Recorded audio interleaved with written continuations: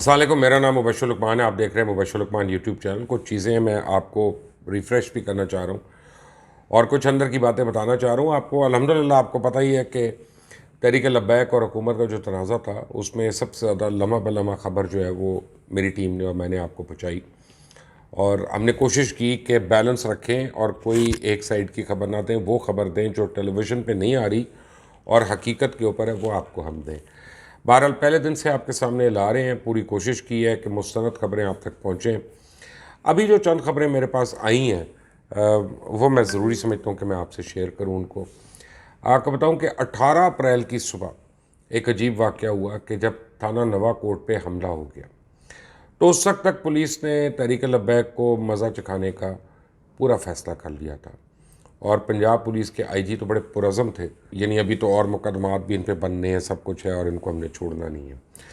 لیکن جب تھانے کے حملے کے بعد پولیس اہلکار جس میں ڈی ایس پی بھی موجود تھا ان کو اغوا کر لیا گیا، تو پورے کا پورا پنجاب پولیس ڈپارٹمنٹ جو ہے وہ ہل کر رہ گیا، کیونکہ یہ کسی نے کبھی سوچا نہیں تھا کہ تھانے پہ عوام یا موب حملہ کرے گی، اور وہ موب جو ان کے پاس اسلحہ نہیں ہے، جن کے پاس کچھ نہیں ہے، اور وہ پھر بھی پکڑ کے اٹھا کے لے جائیں گے لوگوں کو. پتھروں سے کیا انہوں نے، بہرحال گلیلوں سے اور پتھروں سے.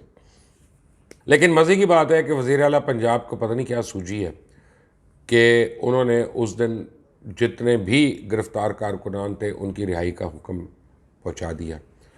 اب یہ پولیس کے لیے انتہائی مایوسی کا سبب تھا، کیونکہ یہ تو پولیس ہی تھی جس سے فرنٹ لائن پہ قربانیاں دی تھیں. ان کے لوگ شہید ہو گئے، ان کے لوگوں کو مار پڑی. خود پرائم منسٹر نے آ کے کہا کہ 800 پولیس والوں کو زخمی ہو گئے. اب صورتحال کو ان کے خیال میں انہوں نے کنٹرول کیا ہوا تھا اور پورا پنجاب کلیئر کروا لیا تھا. انہوں نے سوائے چوک یتیم خانے کے، اور حکومت انتہائی خوفزدہ ہو گئی تھی.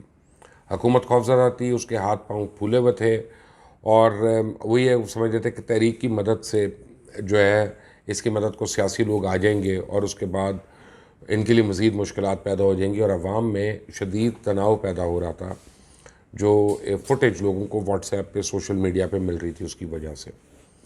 اب مفتی منیب الرحمان اور مولانا فضل الرحمان کی جو پریس کانفرنس ہے اس نے اوپر سونے پہ سہاگے کا کام کر دیا. آپ نے دیکھا کہ اتوار کے روز پولیس نے اپنے لوگوں کو چھڑوا کر دھرنا ختم کرانے کی کوشش کی تو اس کے نتیجے میں 2 لاشیں گر گئیں، اور پولیس اور حکومت سوشل میڈیا اور دیگر فورم سے بیک فٹ پہ چلی گئی بالکل ہی، اور حکومت کو فوراً مذاکرات کے لیے سامنے آنا پڑا. پہلے مرحلے میں مذاکرات میں یہ فیصلہ ہوا کہ تحریک لبیک کے 70 کارکن اور پولیس کے 12 اہلکاروں کا تبادلہ آپس میں کیا جائے. حکومت نے پولیس کے مشورے کے خلاف مذاکرات شروع کیے، ورنہ پولیس جو تھی وہ پرعزم تھی کہ ہم اس معاملے کو اب سنبھال لیں گے، اور ہمارے پولیس والے اندر ہیں، ہماری ذمہ داری ہے کہ ہم ان کو نکال کے لائیں. اور اس کے بعد مذاکرات کا تیسرا دور شروع ہوا تو تحریک لبیک کی طرف سے مطالبہ ہے کہ شیخ رشید فوری طور پہ استعفیٰ دے دیں. اس پہ چودھری سرور اور حافظ طاہر اشرفی نے کہا کہ اب اس طرح کے مطالبات مزید چیزوں کو خراب کرنے کا مطلب ہے، ہم تو معاملات کو ٹھیک کرنا چاہتے ہیں. اور پھر جب یہ معاملہ پس پش ڈالا گیا تو پھر مذاکرات مزید آگے بڑھے. اب جب تحریک لبیک کے نمائندوں نے اپنے کارکنوں پہ مقدمات ختم کرنے اور ان کی رہائی کی بات کی تو اس پر آئی جی پنجاب انعام غنی نے واضح کیا کہ وہ دہشت گردی اور پولیس اہلکاروں کے اغوا اور تشدد کے مقدمات ختم کریں گے، نہ ان مقدمات میں قید کسی بھی شخص کو رہا کریں گے. یہ تو آئی جی نے بڑی کلیئر اور کیٹیگوریکلی کہہ دیا. اس حوالے سے تو خیر آئی جی پنجاب کا رویہ بالکل دو ٹوک تھا اور ٹھیک تھا، اور اس صورتحال کو دیکھتے ہوئے تحریک کے لوگوں نے بھی اس بات پہ زیادہ اصرار نہیں کیا اور 16 ایم پی او کے تحت گرفتار ہونے والے لوگوں کو رہا کرنے پہ اتفاق ہو گیا.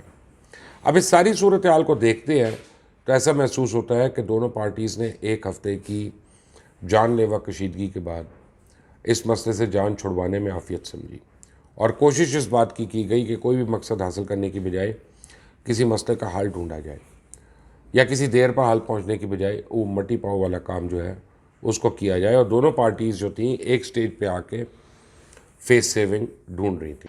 پولیس آبویسلی اس لیے اور حکومت اس لیے کہ ان کے لیے بڑی شرمندگی کا باعث تھا، اور ٹی ایل پی اس لیے کہ ٹی ایل پی پہ اب الزامات لگنے شروع ہو گئے تھے کہ ان کو انڈین مدد مل رہی ہے یا ان کو فورن فنڈنگ ہے، تو وہ بھی اس پہ ان کو تشویش تھی. خاص طور پہ جو تھانے پہ حملہ ہوا وہ میرا خیال ہے کہ خود ٹی ایل پی کے سینئر اہلکار جو ہیں، رہنما جو ہیں، ان کو بھی نہیں پتہ وہ کس کے کہنے پہ ہو گیا. بہرحال جس طریقے سے اسمبلی میں بل پیش کیا گیا اس سے تو بہتر تھا کہ اسے اتنی بے دلی سے ہی کرنا تھا تو نہ پیش کرتے، اور جس دن بل پیش گیا اسی دن لڑائی ہو گئی، اور 2 دن بعد جمعے کا وقت دیا گیا، اور آج پھر یہ غیر مدت کے لیے تعطل کا شکار ہو گیا۔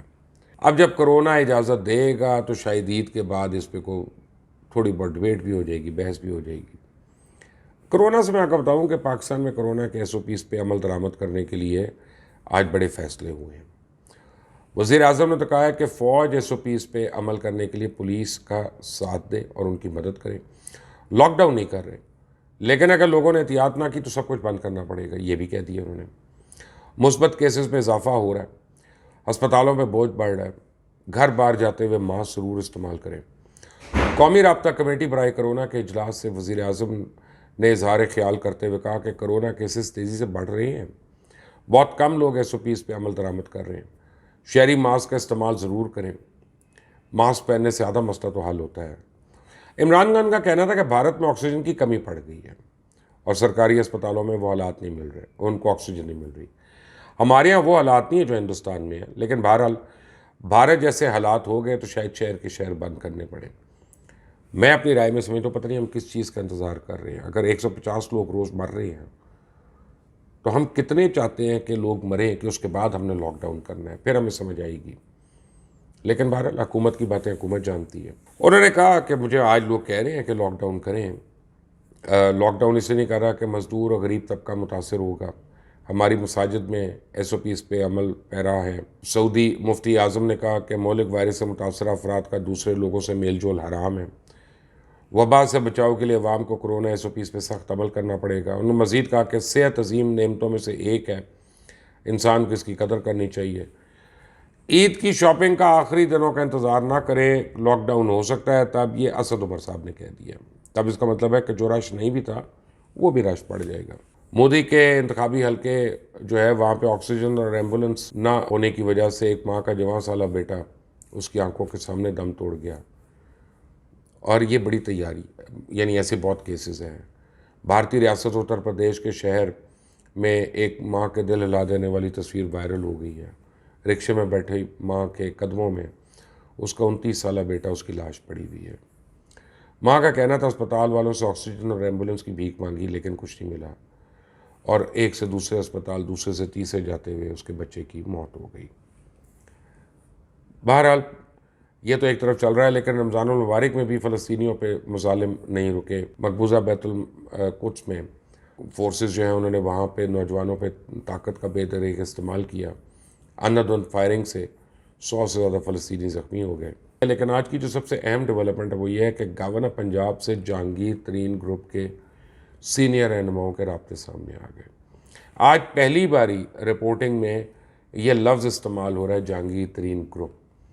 اس سے پہلے وہ تھا کہ وہ پارلیمنٹیرین جو جہانگیر ترین سے دوستی ہے، جن کی رغبت ہے، وہ ان کو ملنے جاتے رہے، لیکن آج جہانگیر ترین گروپ کا نام آفیشلی آ گیا۔